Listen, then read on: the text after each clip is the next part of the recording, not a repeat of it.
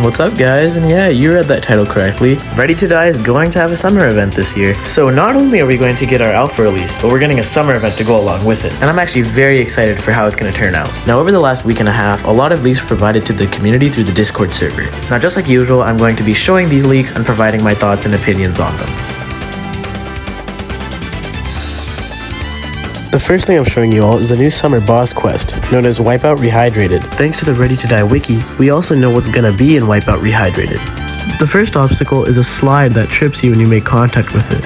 Since this is pretty basic, I'm assuming it's something that doesn't allow players to backtrack once they've made it properly into the course. And like any R2D Wipeout, some parkour. Again, pretty basic. Now the third obstacle is rolling logs, with the intention of knocking off the player if they stand on it for too long. So you better get moving or it's goodbye. And the fourth obstacle is the sweeper, because you can't have Wipeout without the sweeper. Obstacle 5 are cannons, which will shoot you into the water if you are hit by one of their projectiles. Obstacle 6 is timed parkour. Obstacle 7 are moving platforms that slightly tilt and move in a pattern. Obstacle 8 is a bunch of timed boxing gloves that'll punch the player into water. Obstacle 9 is a tentacle that'll grab and place the player by the next obstacle. Obstacle 10 are swinging hammers that'll knock the player into water if hit by them. Obstacle 11 is a rotating wheel for the player to cross. Obstacle 12 is a parkour island with a low-end boxing glove and a C4 to trip up the player. Obstacle 13 gives the player a parasol to glide over to the next platform.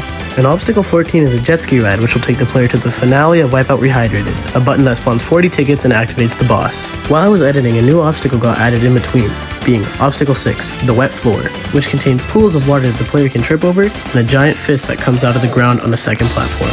And that is everything I have to show you about Wipeout Rehydrated. What do you guys think? Let me know in the comments. I personally think it looks awesome, and I can't wait to play when the summer event releases. Next up, I'll be going over the additional content the summer update will be bringing.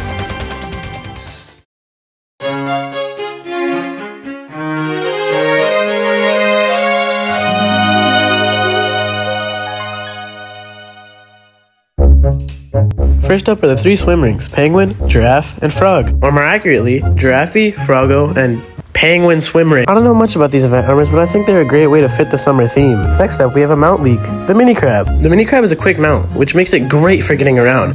But compared to the Ice Rhino, it has a much smaller jump stat, meaning in maps where jumping might be more common, you should go with the Ice Rhino instead of the Mini Crab. Mini Crab isn't the only mount leak either, as we also have the Jet Ski. The Jet Ski is a great mount for maps with water. For maps without water, it's basically useless, but it's still a fun mount. If you look closely, you'll also notice that your character actually tilts while you're turning with the Jet Ski, which is a nice little detail. Next up, we have the Summer Story UI, which I actually think looks great.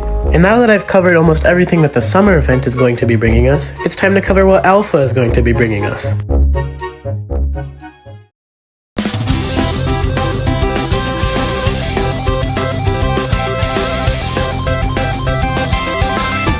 Many new things are being introduced in R2D Alpha, whether they be returning from R2DA or are completely new, especially weapons, items, and weapon attachments.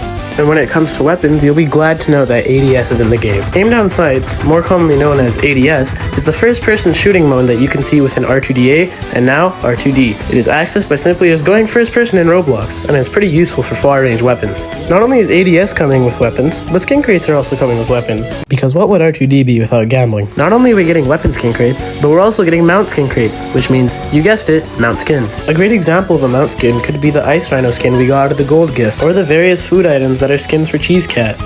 This is Pie Cat. Pie Cat is the best one. Pizza Cat is overrated. Now what would an alpha be without a new map? This is Sherbet Town. It also has a summer theme. Some gameplay on Sherbet Town also reveals the addition of our favorite explosive, the Pipe Bomb. And finally, we can expect Alpha to have a majority of the zombie types that we saw in R2DA, including Leaper, where if you look at the background you can also spot Dead Plaza 2, Taker, where you'd notice that the Taker now bursts into pieces and the camera shakes when it explodes, Edgar, with it now highlighting the player that's been grabbed by it, the Elemental and his neck problems, which will probably be fixed by Alpha release, and finally, the Brute.